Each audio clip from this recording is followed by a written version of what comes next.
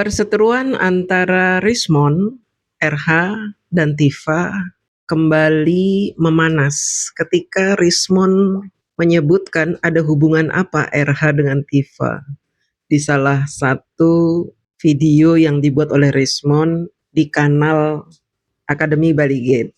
Ini sebenarnya menarik teman-teman, karena memang sampai detik ini tidak ada konfirmasi dari mereka berdua tentang isu yang beredar kemarin-kemarin itu hubungan antara RH dan Tifa. Walaupun ada sih beberapa video yang mengatakan bahwa Tifa sebenarnya sengaja tidak mau menanggapi isu ini karena ini katanya permainan dari Termul untuk mendistract perhatian mereka terhadap kasus ijazah ini.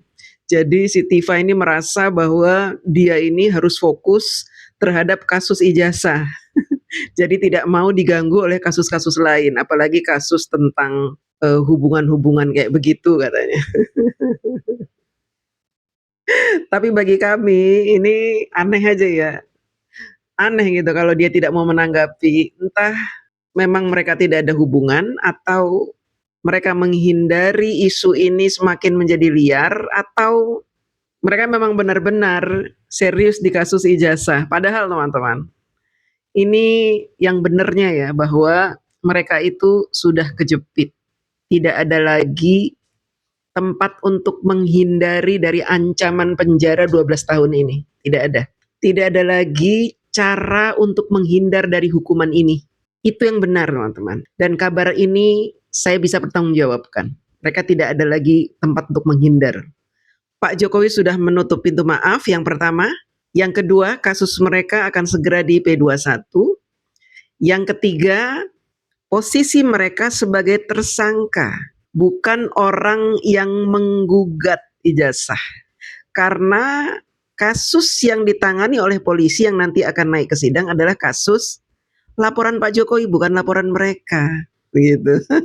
Tapi untuk lebih serunya kita nikmati dulu ya perseteruan antara Rismond, RH, dan Tifa ini. Ya, saut-sautan mereka di VT-VT mereka berbalas pantunnya ya. Tadi malam itu di Rakber ada hal yang lucu ya, mengenai keuangan keterbukaan buku Jokowi White Paper. Refli Harun itu ada hubungan apa dengan Tifa? Seolah-olah dia lebih tahu dari saya. Ya. Tahu ya. Jadi pada saat di Kuningan City Mall sebelum masuk cetak ya, karena sudah soft publish di Jogja, itu sudah masuk uang 180 juta untuk PO, ya, pre-order. Begini. Jadi bukan tanggungannya Bu Tifa. Sebentar. Pre-order. Dari orang-orang. Ya orang-orang. Sudah ada 180 juta. Sebentar. Nggak paham kan cerita itu? Kamu tahu nggak? Siapa yang keluar duit? Salah satunya Refli Harun. Refli Harun itu keluar uang ratusan juta enggak? Bukan. Saya nggak pernah kayak kamu. Untuk buku itu. Ini iya. PO. Tentang perjanjian awal, keuangan, jumlah buku tercetak, jumlah buku terjual. Memang siapa dia? Apa hubungannya si Refli Harun ini dengan Tifa? Kok dia mewakili gitu? Dia kan katanya dia memberikan uang ratusan juta, itu kan PO, pre-order 180 juta sebelum naik cetak. Jadi uang pembeli itu bukan uangnya Refli Harun itu, ya. Dan paling tahu pula bukan penulis, bukan apapun, langsung membela. Padahal kan sejak awal saya bilang sama Tifa, dikelola secara terbuka karena berkaitan dengan uang, harus penerbit pihak ketiga profesional, ahli publishing milik dia sendiri, tidak ada ISBN, padahal perjanjian pakai ISBN. Datanglah Refli Harun tadi malam, seolah-olah jadi jubirnya si Tifa. Memang hubungan kalian apa? Hubungan apa? Kan nggak ada hubungannya dengan buku kan? Itu hanya mentang-mentang kalian bersama sering bedah buku JWP. Ya kan hubungan kalian katanya pengacara dan klien. Mana tahu itu buku itu. Seharusnya pantang bagimu itu berkomentar tentang itu. Karena kau bukan penulis. Ya. Itu.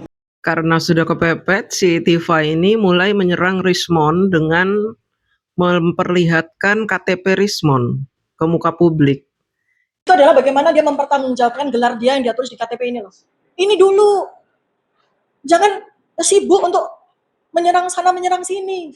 Ini berat sekali nih pertanggungjawaban, pidana 10 tahun dengan denda 1 miliar ini menggunakan gelar untuk menipu rakyat, untuk menipu orang. Apalagi dipakai ini gelarnya. Ini dulu Rismond. Ini kan tindakan bodoh seorang dokter ya. Tidak boleh kita memperlihatkan KTP seseorang di muka publik tanpa izin pemilik KTP itu. Walaupun dia sudah menutupi nomor nomor NIK-nya Bang Rismon, tapi tetap tidak boleh ditunjukkan. Karena di situ ada tanggal lahir, ada nama, tanggal lahir, alamat. Emang kurang ajar si dokter ini ya. Dia sudah kepepet sehingga dia melakukan cara-cara untuk membuli Bang Rismon.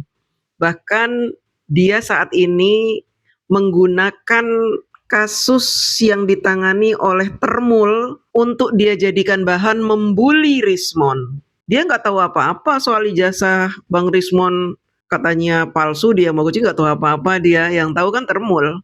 Ya dia mana tahu sih?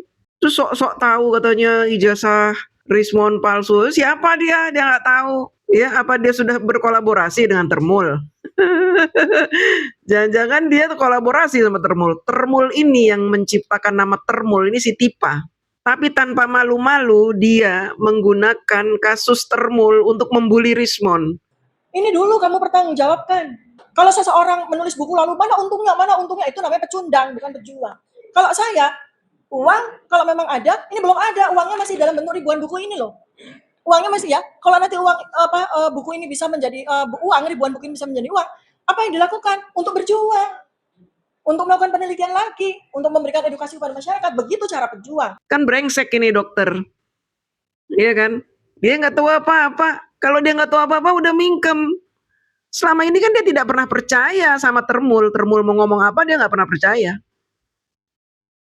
Selalu menolak keterangan Termul tentang apapun. Tapi untuk Rismon dia percaya. Ini bukti bahwa ini dokter gila ini. Dia percaya jika itu menguntungkan dia. Kalau nggak menguntungkan dia nggak percaya. Dokter gila ini. Dokter kayak gini jangan kalian sekali-kali datangi, ya. Bisa-bisa kalian tuh disuntik mati sama dia. Kalau tahu kalian Termul disuntik mati langsung sama dia. Seolah-olah kau yang paling hebat. Menjelaskan ini ada ini begini. Makanya dikelola secara terbuka. Itu bukan lewat mulutmu. Siapa yang percaya lewat mulutmu? Kau bilang laku sekian, ini sekian. Orang harus ada bukti, yaitu audit rekening korannya Tifa dan Astuti. Itu bukan lewat statementmu, Refli. Nggak tahu kau hubungan apa dengan Tifa. Ya, hubungan apanya kalian? Kok bisa kau lebih tahu daripada saya tentang keuangan buku JWB? Nggak ikut beda apapun. Udah. Oke. Udah. Bang. Jangan, Bang, jangan dong, Bang, jangan.